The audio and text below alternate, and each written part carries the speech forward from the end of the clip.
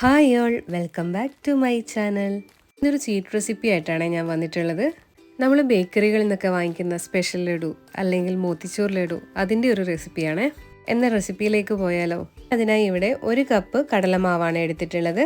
ഇതിലേക്ക് 1 പിഞ്ച് ഉപ്പ് ഇട്ട് കൊടുക്കാം. ആവശ്യത്തിന് വെള്ളം കുറച്ചായി ഒഴിച്ചു കൊടുത്ത് നമുക്ക് ഇതുപോലെ ഒന്ന് മിക്സ് ചെയ്തെടുക്കാം. ബൂന്തി ഉണ്ടാക്കാൻ വേണ്ടിയിട്ടാണ് ഇത്. ഇനി ഇത്തിരി ഓറഞ്ച് റെഡ് കളർ കൂടി ആഡ് ചെയ്ത് ഇതൊന്ന് നന്നായി മിക്സ് ചെയ്തെടുക്കാം. പാത്രത്തിൽ ഓയിൽ ചൂടാവാൻ വെച്ചിട്ടുണ്ട്. എണ്ണ ചൂടായാൽ നമുക്ക് ഇതുപോലെ ഒരു തവിയിലോ അല്ലെങ്കിൽ ഇരിപ്പ പാത്രത്തിലോ വെച്ച് നമുക്ക് ഇതുപോലെ ഒന്ന് ബൂന്തി ഉണ്ടാക്കി എടുത്തു വെക്കാം. മോത്തിച്ചൂർ ലഡുവിന് ഇത്തിരി കൂടി ചെറിയ അരിപ്പയാണ് വേണ്ടത്. പക്ഷെ എൻ്റെ കയ്യിൽ അതില്ല. നമുക്കിതുപോലെ ചെറിയ തവിയിലോ അല്ലെങ്കിൽ സ്റ്റെയിനറൊക്കെ ഉണ്ടാവില്ലേ, അതിലൊക്കെ വെച്ച് നമുക്കിതുപോലെ ചെയ്തെടുക്കാം. നന്നായി ഒന്ന് ഫ്രൈ ചെയ്തെടുക്കണേ. ഇതിപ്പോൾ നന്നായി ഫ്രൈ ആയിട്ടുണ്ട്. ഇനി നമുക്കിത് കോരി മാറ്റി വെക്കാം. മാവ് മുഴുവനായി ഇതുപോലെ ബൂന്തിയാക്കി എടുത്ത് വെച്ചതിന് ശേഷം നമുക്ക് മിക്സിയിലിട്ട് ജസ്റ്റ് ഒന്ന് ക്രഷ് ചെയ്തെടുക്കാം. ഈ ഒരു പാത്രത്തിലേക്ക് 1/4 കപ്പ് പഞ്ചസാരയാണ് ഇട്ട് കൊടുത്തിട്ടുള്ളത്. നേരത്തെ എടുത്ത അതേ സെയിം കപ്പിലാണ് 1/4 കപ്പ് പഞ്ചസാര ഇട്ട് കൊടുത്തിട്ടുള്ളത്. അതിലേക്ക് 1/4 കപ്പ് വെള്ളം തന്നെയാണ് ആഡ് ചെയ്ത് കൊടുക്കുന്നത്. പഞ്ചസാര നന്നായി ഒന്ന് അലിയിച്ചെടുക്കാം. പഞ്ചസാര നന്നായി അലിഞ്ഞതിന് ശേഷം നമുക്ക് 1 ടീസ്പൂൺ ലെമൺ ജ്യൂസ് കൂടി ആഡ് ചെയ്ത് കൊടുക്കാം. ഇത്തിരി കളർ കൂടി ആഡ് ചെയ്ത് കൊടുക്കാം. കളർ ചേർക്കുന്നത് ഓപ്ഷണലാണ്. ഓൾറെഡി നമ്മൾ കളർ ചേർത്തിട്ടുണ്ടല്ലോ.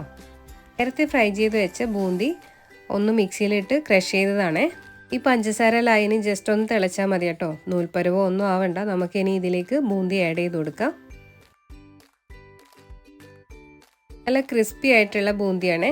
അതൊന്ന് ഈ ലായനിയിൽ മിക്സായി വരുമ്പോൾ നല്ല സോഫ്റ്റായിട്ട് കിട്ടും. അതുവരെ ഒന്ന് മിക്സ് ചെയ്ത് കൊടുക്കാം. ഇനി ഇതിലേക്ക് 1 ടേബിൾ സ്പൂൺ നെയ്യ് കൂടി ആഡ് ചെയ്ത് കൊടുക്കാം. നേരത്തെ പൊടിച്ചു വെച്ച 1 ടീസ്പൂൺ ഏലക്കാപ്പൊടി കൂടി ഇതിലേക്ക് ചേർത്ത് നന്നായി ഒന്ന് മിക്സ് ചെയ്യാം. ഇതിപ്പോൾ ഇതിൽ വെള്ളമൊന്നുമില്ല കേട്ടോ കാണാൻ. നമുക്ക് ഈ ഒരു പാകമായി കഴിഞ്ഞാൽ ജസ്റ്റ് ഒന്ന് അടച്ച് വെച്ച് ഗ്യാസ് ഓഫ് ചെയ്ത് ഒരു 20 മിനിറ്റ് വെയിറ്റ് ചെയ്യാം. ഇതിപ്പോൾ 20 മിനിറ്റ് ആയിട്ടുണ്ട്. ജസ്റ്റ് ഒന്ന് ഓപ്പൺ ചെയ്ത് അതിലേക്ക് ഫ്രൈ ചെയ്ത് വെച്ച കിസ്മിസ് ആണ് ആഡ് ചെയ്യുന്നത്. അതുപോലെ കാഷ്യൂ ആഡ് ചെയ്ത് കൊടുത്തിട്ടുണ്ട്. ഈ ഒരു ടൈമിൽ വേണമെങ്കിൽ നമുക്ക് 1 ടേബിൾ സ്പൂൺ കൂടി ഗീ ആഡ് ചെയ്ത് കൊടുക്കാം. ഓൾറെഡി ഇതിൽ നല്ല ഗീ ഉണ്ട്, അതുകൊണ്ട് ഞാൻ ആഡ് ചെയ്യുന്നില്ല. ഗീയുടെ ടേസ്റ്റൊക്കെ ഒരുപാട് ഇഷ്ടമുള്ളവരാണെങ്കിൽ 1 ടേബിൾ സ്പൂൺ കൂടി ഗീ ആഡ് ചെയ്ത് കൊടുത്ത് ഈ ടൈമിൽ ഒന്ന് മിക്സ് ചെയ്ത് ഇതുപോലെ നമുക്ക് ബോളാക്കി എടുക്കാം. ഞാനിതിൻ്റെ ഗ്രീൻ കളർ കൂടി ചെയ്ത് വെച്ചിട്ടുണ്ടായിരുന്നു. സെയിം ഇതേ രീതിയിൽ തന്നെയാണ് കേട്ടോ. കളറ് ചേഞ്ച് ചെയ്തേ ഉള്ളൂ. ഞാൻ അതുകൂടെ നിങ്ങൾക്ക് ഇതിൻ്റെ കൂടെ കാണിച്ചു തരാം.